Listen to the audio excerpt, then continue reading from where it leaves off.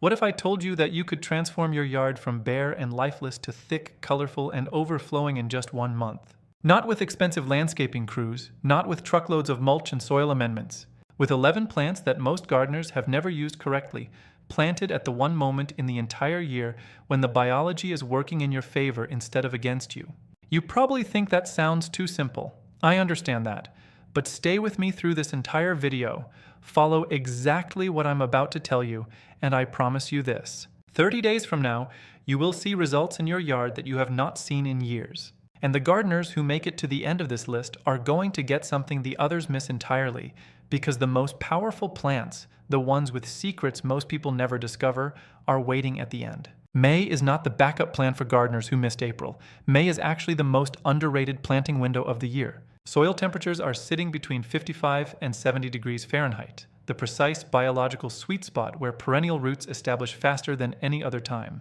You have weeks of cool nights and warm days ahead before summer heat locks in. Every plant you put in the ground right now gets a head start that a June planting simply cannot replicate. The root system builds deep and strong before the stress arrives. That difference shows up in year 2, year 3, and every season after that. 11 perennials, all of them spreading and self-multiplying, all of them returning every year without replanting. Let's go. Plant 1, creeping phlox. Here is something municipalities figured out decades ago that most home gardeners still haven't applied. Highway departments plant creeping phlox on embankments and slopes specifically to eliminate erosion and eliminate maintenance permanently. They are not planting it for beauty, though it delivers that too. They are planting it because once it is established, the maintenance cost drops to zero. That bare slope in your yard that fights every mower you bring near it is this plant's ideal home. Phlox subulata is hardy in zones 3 through 9. In May, it produces a bloom so dense the foliage disappears entirely under a carpet of pink, white, magenta, or lavender. After bloom, the foliage stays evergreen. Your slope has 12 months of color and structure from one planting decision, the lesser-known detail most gardeners miss. After bloom, shear it back lightly once. That single cut prevents it from going woody in the center and triggers stronger lateral spread the following season. Skip that cut and the plant slowly opens up in the middle. Make it and the mat stays dense and aggressive for decades. Plant 2, Daylily. There is a number attached to daylilies that most people have never heard. Over 80,000 registered cultivars. Deep burgundy, bright orange, soft peach, pale lemon, rich purple, vivid bicolors. Whatever gap exists in your color scheme, there is a daylily that fills it precisely. Hemerocallis is hardy in zones 1 through 11, every state, every growing region in America. There is no other perennial with that range. The economic reality almost nobody talks about. Every 4 to 5 years, divide the clumps. One original plant yields 10 to 15 divisions. At current nursery prices, one 3-year-old clump produces over $100 in free plants from a single morning with a shovel. But here is the part most gardeners overlook. Mass-planted daylilies create a canopy so dense over the soil that weed seeds cannot germinate underneath. Highway departments use them on roadsides across America for exactly this reason. You are not just planting a flower, you are installing a biological weed suppression system. One warning that matters. Every part of the daylily is acutely toxic to cats. If cats access your garden, skip this one entirely. Plant 3, Yarrow. This plant reveals something important about soil that most gardeners get completely backwards. Yarrow performs worst in rich, heavily amended beds. It goes floppy, weak, and sparse. But put it in your worst soil, dry, rocky, neglected, cracked hardpan, and it blooms harder, stands taller, and spreads more aggressively than you would believe possible. The lean conditions trigger it. That is not a compromise. That is the plant operating in its ideal environment. Achillea millefolium is hardy in zones 3 through 9. 6 months of bloom from flat-topped flower clusters in yellow, white, pink, coral, and deep red. The feathery silver-green foliage is strongly aromatic, which turns deer away before they ever get close enough to investigate. 2 things about yarrow that most gardening content never mentions. First, it releases allelopathic compounds into the surrounding soil that actively suppress weed seed germination in the area around it. Not landscape fabric, not mulch, chemistry from the root system itself. Second, yarrow flowers attract parasitic wasps, lacewings, and hoverflies in large numbers. These are the insects that prey on aphids, spider mites, and whiteflies. While yarrow is blooming in your garden, it is running a biological pest control program you never scheduled and never paid for. Plant 4, Black-Eyed Susan. Rudbeckia fulgida goldsturm, is not just a prettier version of the roadside wildflower. University horticultural trials documented something specific about this cultivar that separates it from the standard species. It blooms longer and more prolifically, from July through October, in a measurably consistent way across multiple American growing regions. When you are at the nursery choosing between varieties, that documented performance difference is the reason goldsturm is the one you want. Hardy in zones 3 through 9. Golden petals around a dark chocolate center that catches afternoon light in a way photographs never fully do justice to. It spreads underground through rhizomes, while simultaneously dropping seeds that germinate into new plants the following spring. Plant 1 in May. By year 3, you have a colony. The secret most gardeners throw away every fall: do not cut the seed heads down. Goldfinches, chickadees, and sparrows feed on them from October through February. You are providing a food source for native birds through the hardest months of the year at zero cost, and in return, those birds work your garden as a source of insect pest control the following season. It is a closed loop that starts with leaving something alone. Plant 5? Bee balm. Something about bee balm that changed how I think about plant selection. The tubular shape of the flower is not just decorative, it is biologically precise. The proportions match hummingbird beak anatomy so closely that hummingbirds can feed efficiently from it in a way they cannot from most other flowers. Monarchs visit, tiger swallowtails visit, native bumblebee species work it constantly. One planting supports more wildlife species than almost anything else on this list. Monarda didyma is hardy in zones 3 through 9. Spiky blooms in red, pink, purple, and white.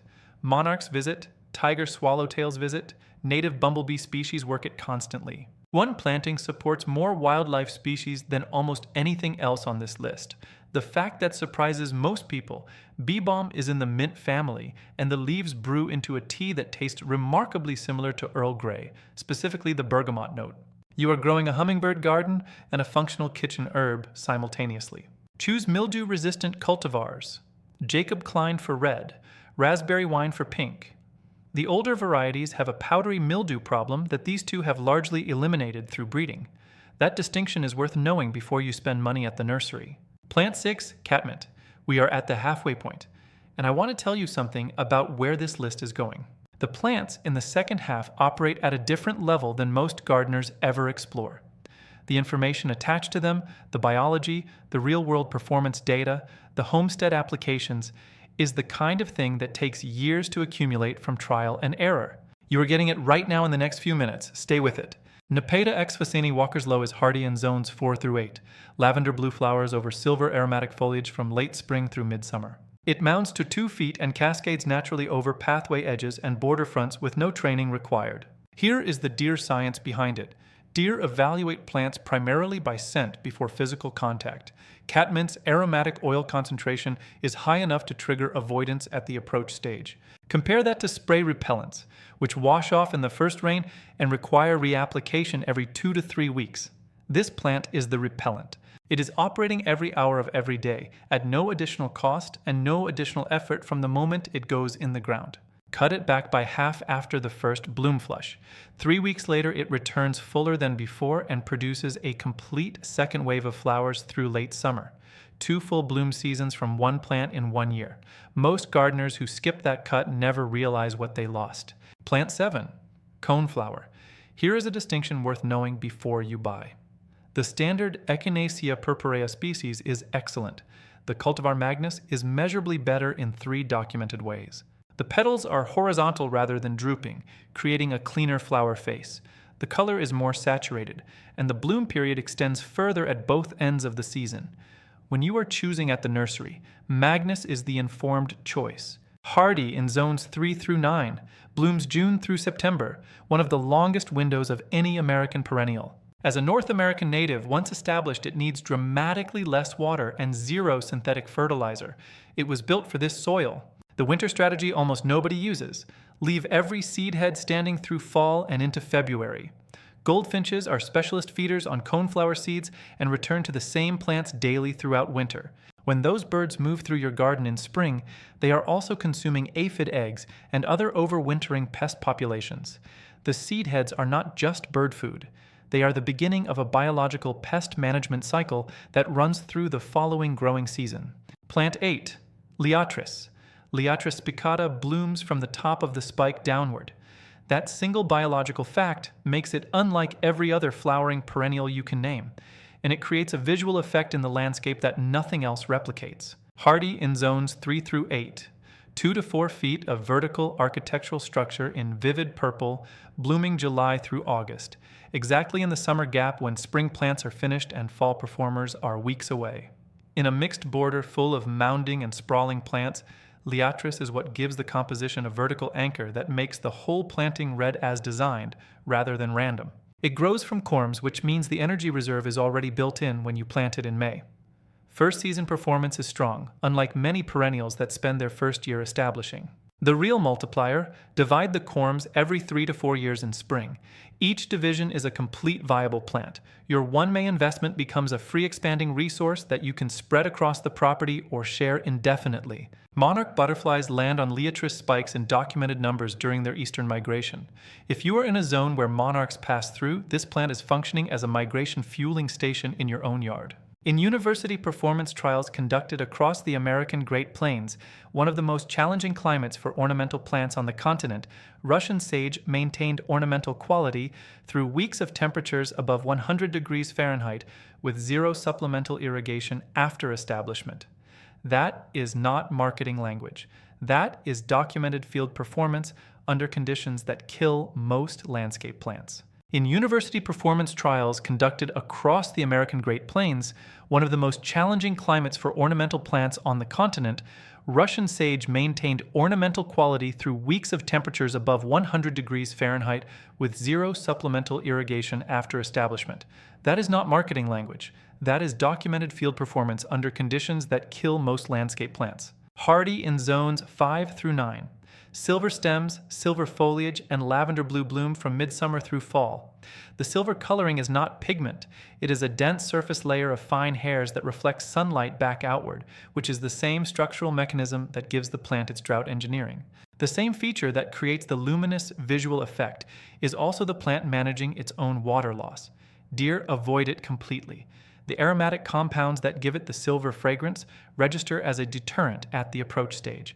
Cut it back hard to 6 inches once in early spring. That is the entire annual maintenance requirement for 5 months of visual contribution. One design function worth understanding: Russian sage makes every surrounding plant look better. Deep purples read richer next to silver, warm oranges more vibrant, bright pinks more refined. Professional designers call this a connector plant. It is the element that makes a mixed planting feel cohesive instead of cluttered. 2 plants left. These are the ones. The plants that experienced homesteaders put in the ground quietly in May while everyone else is buying annuals that will be in the compost bin by November. What is coming in the next 2 minutes represents decades of compounding return from a single planting decision made right now. Do not leave before you hear it. The root system develops a taproot that goes deep and wide in a way that takes years to fully form and cannot be replicated artificially. A 5-year established Baptisia plant can survive drought, severe cold, flooding, and compacted clay that would kill most perennials outright. Baptisia australis, wild blue indigo, is native to North America and hardy in zones 3 through 9. In late spring, it produces vertical spikes of deep indigo blue flowers above a dense shrub-like mound of clean blue-green foliage. The bloom is spectacular and genuinely unlike anything most American yards contain. But the flowers are not what makes Baptisia extraordinary. The root system is what makes it extraordinary. Baptisia develops a taproot that goes deep and wide in a way that takes years to fully form and cannot be replicated artificially. A 5-year established Baptisia plant can survive drought, severe cold, flooding, and compacted clay that would kill most perennials outright. The root reserves are so substantial that the plant essentially becomes self-insuring against environmental stress. You plant it once and it becomes a permanent fixture. Here is the ecological function almost nobody mentions. Baptisia is a nitrogen fixer. Through a symbiotic relationship with soil bacteria in its root zone, it captures atmospheric nitrogen and converts it into plant-available form in the surrounding soil. You are not just adding a plant. You are running a long-term soil fertility improvement program that benefits every plant growing nearby. For homesteaders thinking about soil health over decades rather than seasons, this is significant. One rule that matters: do not divide it. Baptisia deeply resents root disturbance and will decline or die if split. Plant it where you want it permanently. Give it full sun to light shade and average to poor soil, then leave it completely alone. By year 3, the mound is bold and impressive. By year 10, it is one of the most structurally significant plants on your property. By year 20, it has been contributing nitrogen to your soil for 2 decades without you doing a single thing. Plant 11. Goldenrod Fireworks. Before we get into why this plant deserves the final position on this list, I need to address something directly. Millions of Americans believe goldenrod causes their fall allergies. They are scientifically, factually wrong. Ragweed produces lightweight pollen that becomes airborne and enters your respiratory system. Goldenrod produces heavy, sticky pollen carried exclusively by insects. It physically cannot become airborne. It has never triggered a single allergy in the history of its existence. It was present while ragweed did the damage and received the blame. That ends today. Goldenrod blooms at exactly the same time as ragweed and grows in the same places. The association is understandable. The conclusion is entirely incorrect. Goldenrod produces heavy, sticky pollen carried exclusively by insects. It physically cannot become airborne. It has never triggered a single allergy in the history of its existence. It was present while ragweed did the damage and received the blame. That ends today. Solidago rugosa. Fireworks is hardy in zones 4 through 9. The name describes the appearance with complete accuracy. Long arching stems covered in tiny golden yellow flowers radiate outward and downward in every direction, frozen mid-explosion. Nothing in the American fall landscape looks remotely like it. Solidago rugosa fireworks is hardy in zones 4 through 9. The name describes the appearance with complete accuracy. Long arching stems covered in tiny golden yellow flowers radiate outward and downward in every direction, frozen mid-explosion. Nothing in the American fall landscape looks remotely like it. It blooms September through October, which is the most strategically valuable bloom window on this entire list. Most perennials peak in June and July. By September, options are scarce. Goldenrod fills that late season gap with bold, saturated golden color precisely when your landscape needs it most. The ecological performance data attached to this plant is remarkable. Goldenrod supports over 100 species of native bees, butterflies, and beneficial insects. It is one of the most ecologically productive flowering plants native to North America. Monarch butterflies use late-season goldenrod as a critical fuel stop before completing their migration to Mexico. Growing it in your yard is one of the most direct, measurable contributions a home gardener can make to supporting the local insect ecosystem that every food crop and flowering plant in your area depends on. It spreads enthusiastically through underground rhizomes. In an open, naturalized area, give it room and let it run. In a formal border, divide it every 3 years in early spring to keep it contained and at peak performance. Every division is a free plant. 3 rules before you plant anything. They determine whether everything you do in May succeeds or fails. Fix drainage first. Dig a hole 1 foot deep, fill it with water, and time it. If it hasn't drained within 1 hour, you have a drainage problem that will undermine every plant on this list. If it hasn't drained within 1 hour, you have a drainage problem that will undermine every plant on this list. Amend with coarse sand and compost work deep into the existing soil, or build a raised bed above the problem zone. 1 effort, permanent correction. Use division as your multiplication strategy. Every plant here divides every 3 to 4 years. 1 mature clump yields enough divisions to expand your landscape, fill new beds, or share with anyone in your network. Never pay for a plant twice that you already own. Leave the seed heads standing in fall. The instinct to cut everything down in October is costing you bird habitat, beneficial insect overwintering structure, and free seeds that would germinate into new plants the following spring. Leave them standing and your garden becomes more alive and more self-sustaining every year while you do less work. 11 plants. 1 month. A landscape that returns more value every season without starting over. May is open right now. Go plant something.